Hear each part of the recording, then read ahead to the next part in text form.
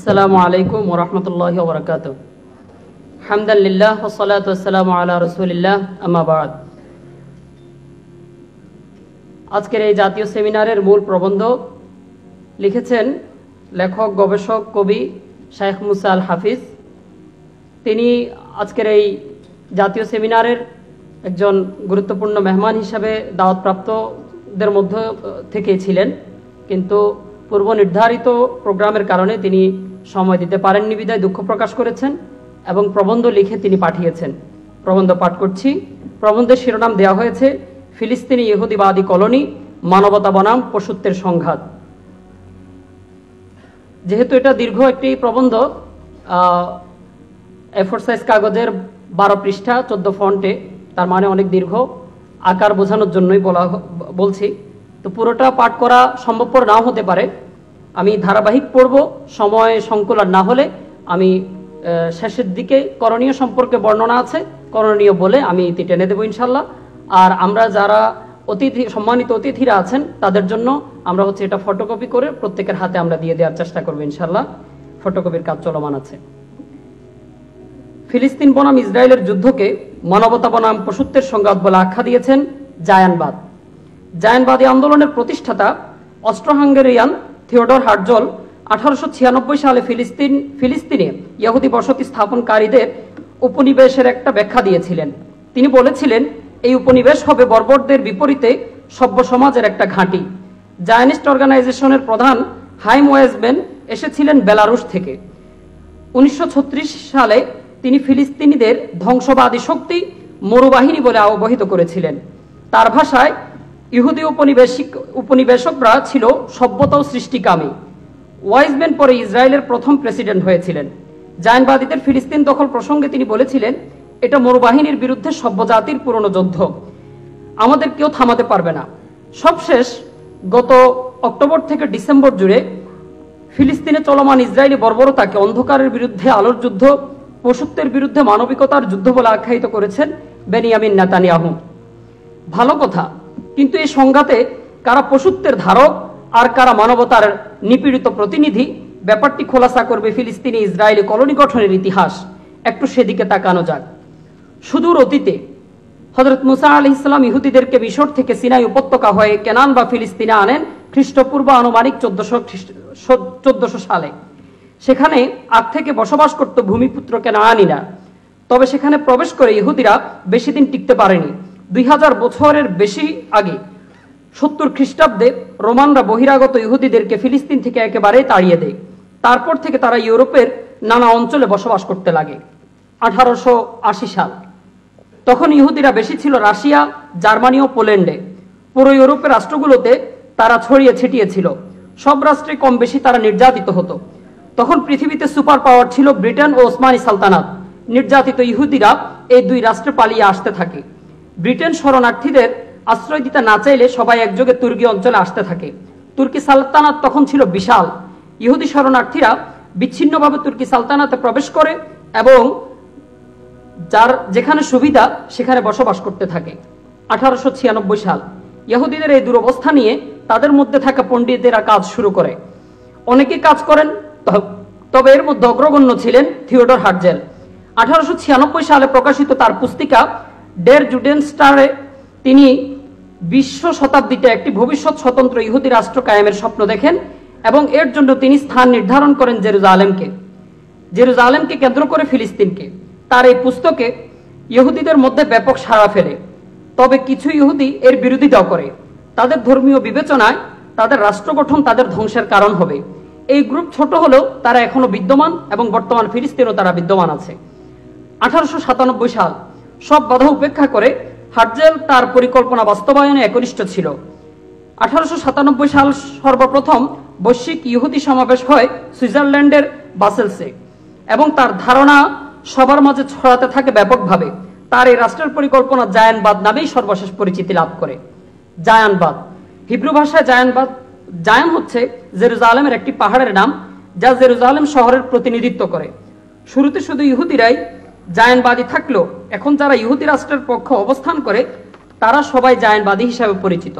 আরো নির্দিষ্ট করে বলতে চাইলে, যারা মনে করে জেরুজালেম ইহুদিদের অধিকারে থাকবে, তারাই হচ্ছে জায়ানবাদী। এই জায়ানবাদীদের একটি কুমিরের সাথে তুলনা করেন সাবেক তুর্কি প্রধানমন্ত্রী ডক্টর নাজমুদ্দিন আরবাকান। তিনি বলেন, জায়ানবাদ হলো একটি কুমিরের মতো, এর উপরের চোয়াল হলো আমেরিকা আর নিচের চোয়াল হলো ইউরোপীয় ইউনিয়ন, এর জিহ্বার দাঁত হলো ইসরায়েল, এর শরীরে অন্যান্য অঙ্গ সমূহ হলো মুসলিম দেশসহ অন্যান্য রাষ্ট্রের শাসক গোষ্ঠী, মিডিয়া, ব্যবসায়িক প্রতিষ্ঠান এবং এর সাথে সম্পৃক্ত বিভিন্ন সংগঠন। তুর্কি সুলতান আব্দুল হামিদ সানি থিওডর হার্জেল ফিলিস্তিনি ইহুদিদের জন্য কলোনি বা উপনিবেশ গঠনের প্রস্তাব নিয়ে তুর্কি সুলতান আব্দুল হামিদ সানির সাথে দেখা করে। বিনিময়ে ওসমানীয় সালতানাতের একটি বড় ঋণ পরিশোধের প্রতিশ্রুতি দেয়। আব্দুল হামিদ তাতে রাজি হননি এবং তাদের দেশ দখলের পরিকল্পনা বুঝতে পেরে জেরুজালেম ও তার আশপাশের জমি বিক্রয় নিষেধাজ্ঞা আরোপ করেন। প্রথম আলিয়া বা গণ অনুপ্রবেশ। 1902 সালে 35,000 ইহুদি চলে আসে ফিলিস্তিনে, যেটা এখন ইসরায়েল নামে পরিচিত। তখন সেটা অবশ্য মুসলিমদের অধিকারে ছিল। এটাকে বলা হয় প্রথম আলিয়া। আলিয়া হলো ইহুদি পুনর্বাসন। যখন অনেক ইহুদি একসাথে সরে আসে সেটাকে আলিয়া বলা হয়।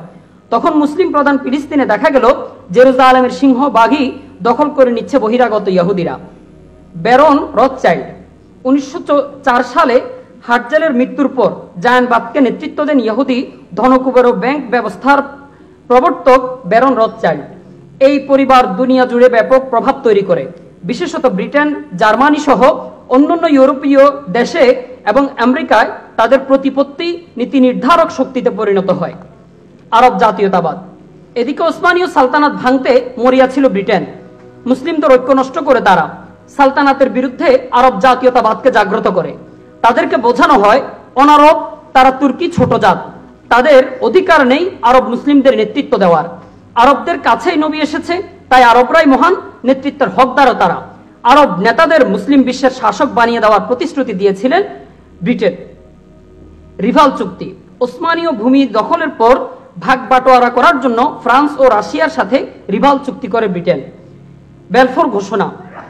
ইহুদিদের সাথে চুক্তি করে জেরুজালেমকে কেন্দ্র করে তাদেরকে একটি রাষ্ট্র তৈরিতে সাহায্য করবে। এই বিষয়ে ব্রিটেন পররাষ্ট্রমন্ত্রী বেলফোর জায়ানবাদী নেতা রথচাইল্ডকে একটি পত্র দেন, যা পরবর্তীতে বেলফোর ঘোষণা নামে পরিচিতি লাভ করে। ব্রিটেনের ষড়যন্ত্র। মোট কথা ব্রিটেন আরব নিয়ে একই সাথে তিন পক্ষের সঙ্গে 3টি চুক্তি স্বাক্ষর করে 3টি ষড়যন্ত্র করে। 1. ব্রিটেন আরবদেরকে আশ্বাস দিল ওসমানীয়দের পরাজিত করতে সাহায্য করলে তারা কুরাইশ বংশের শরীফ হুসাইনের মাধ্যমে আরব রাজ্যের কর্তৃত্ব তাদেরকে দেওয়া হবে। 2. ফ্রান্স এবং ব্রিটেন চুক্তি করলো ঠিক ওই এলাকাগুলোই ব্রিটেন এবং ফ্রান্স ভাগ করে নিবে। সিরিয়া, লেবানন, জর্ডান পাবে ফ্রান্স, অন্যদিকে হেজাজ, ফিলিস্তিন, জেরুজালেম সহ বাকি আরব রাষ্ট্রগুলো পাবে ব্রিটেন। 3 নম্বর হলো জেরুজালেমকে কেন্দ্র করে ইহুদিদের একটি রাষ্ট্র গঠনের সুযোগ দেওয়া হবে।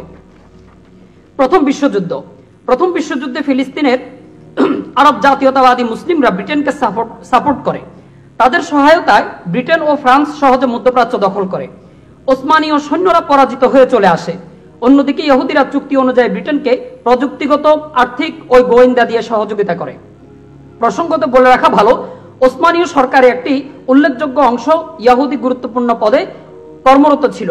এর ফলে রাষ্ট্রীয় তথ্য ব্রিটেনের কাছে চলে যেত খুব সহজেই। প্রথম বিশ্বযুদ্ধে মধ্যপ্রাচ্যে ওসমানীয় সেনাদের পরাজয়ে জাতীয়তাবাদী মুসলিমরা ও ইহুদিরা ভালো ভূমিকা রেখেছে, তাই এই ফ্রন্টে সহজেই ব্রিটেন ও ফ্রান্সের সেনারা জয়লাভ করে। দ্বিতীয় আলিয়া বা দ্বিতীয় গণ অনুপ্রবেশ। 1914 সালের মাঝেই দ্বিতীয় আলিয়া হয়ে গেল। 40,000 ইহুদি এই এলাকায় চলে আসলো। প্রথম বিশ্বযুদ্ধে ইহুদিরা সমর্থন দেয় জার্মানিকে, কারণ তারা শত্রু রাশিয়ার বিরুদ্ধে তখন লড়ছিল।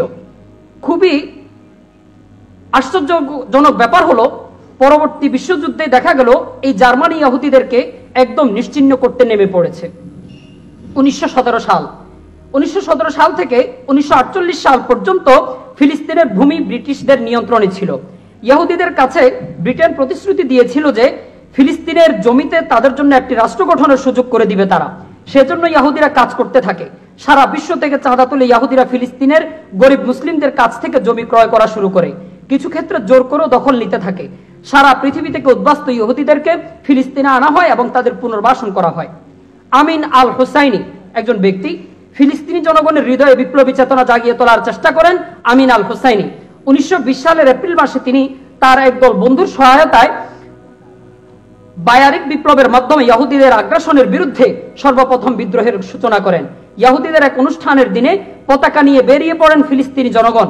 সুযোগ কাজে লাগান আমিন আল হুসাইনি সবার সামনে বক্তৃতা দিয়ে গরম করে তোলেন রক্ত, জাগিয়ে তোলেন নিজেদের অধিকার আদায়ের প্রতিজ্ঞা। মুসলিম ইহুদি সংঘর্ষে মারা পড়ে 5 ইহুদি এবং 4 ফিলিস্তিনি।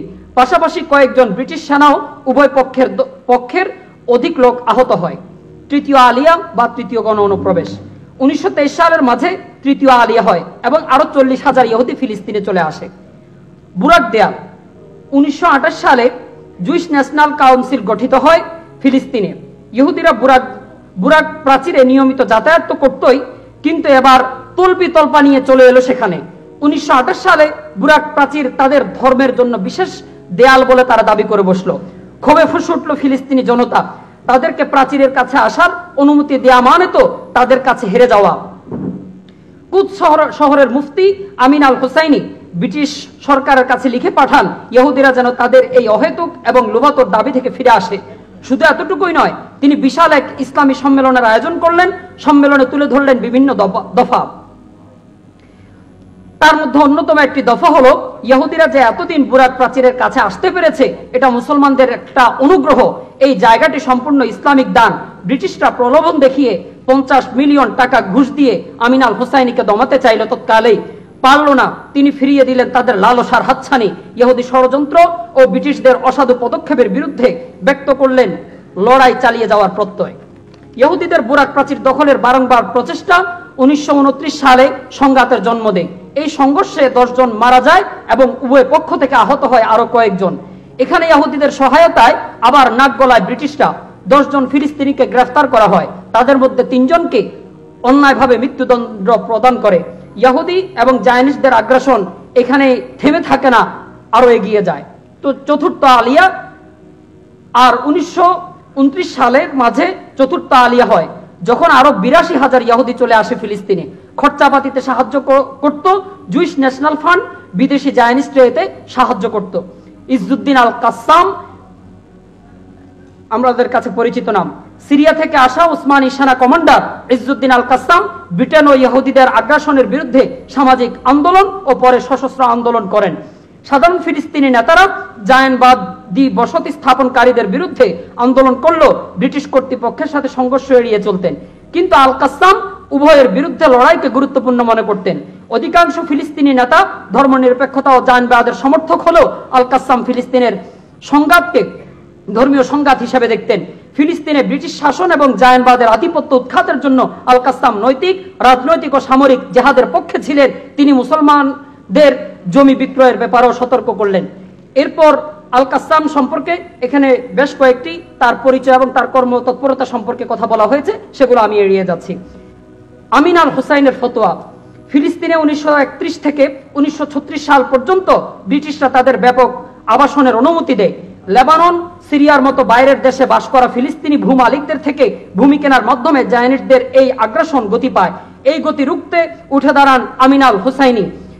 তিনি ভূমালিকদের তাদের জমিগুলো ইসলামিক কাউন্সিলের কাছে বিক্রি করতে রাজি করান এবং ওয়াকফ সম্পত্তি হিসাবে দান করার জন্য উৎসাহিত করেন, যেন ইহুদিরা জমি কিনতে না পারে। তিনি ফতোয়া জারি করেন, ফিলিস্তিনের জমি যারা ইহুদিদের কাছে বিক্রি করবে তারা ইসলাম থেকে বেরিয়ে যাবে, তাদের জানাজার নামাজ পড়া যাবে না, মুসলমানদের কবরে তাদের দাফন পর্যন্ত করা যাবে না। এই সময় আমিন আল হুসাইনি ইহুদিদের জমি ক্রয়ের ষড়যন্ত্র সম্পর্কে সবাইকে অবহিত করার জন্য সম্মেলনের এই সময় আমিন আল হুসাইনি ইহুদিদের জমি সম্মেলন আয়োজন করেন। কুদস শহরের আশপাশের মেয়রদের বলেন, ইহুদিদের কাছে অল্প কিংবা বেশি জমি বিক্রি করা অথবা বিক্রির দালালি করা কিংবা কথায় কাজে মধ্যস্থতা করা মানে আল্লাহ তার রাসূল সাল্লাল্লাহু আলাইহি ওয়াসাল্লামের সাথে খেয়ানত করা। শুধু জমি বিক্রি নয়, বরং প্রতিবাদ না করে চুপ থাকা কিংবা নিরপেক্ষতা অবলম্বন করাও খেয়ানত। বিষয়টা যেন মাথায় থাকে। 1933 সালের পর থেকে জার্মানির শাসক হিটলার ইহুদিদের প্রতি কঠোর হতে শুরু করেন। ইতিমধ্যে জাহাজে করে সারা বিশ্ব থেকে প্রায় 50,000 ইহুদি অভিবাসী ফিলিস্তিনি ভূখণ্ডে আসতে থাকে। তখন ফিলিস্তিনি আরবরা বুঝতে পারে যে তাদের অস্তিত্ব হুমকির মুখে পড়েছে। এরপর ইসরায়েলিদের 3টি সংগঠন, সশস্ত্র সংগঠনের কথা বলা হয়েছে।